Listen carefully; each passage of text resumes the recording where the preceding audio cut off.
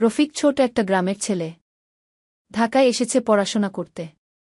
শুরুতে অনেকে হেসে বলেছিল, গ্রামের ছেলে আবার কি হবে?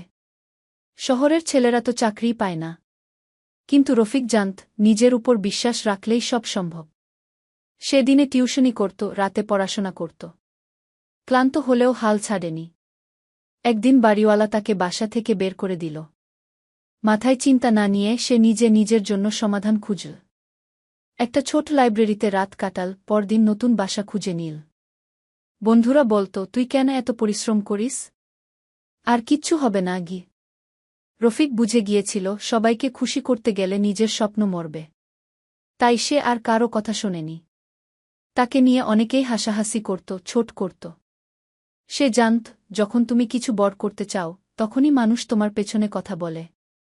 বছর কয়েক পর রফিক এখন ঢাকার এক নামী সফটওয়্যার কোম্পানির প্রোগ্রামার।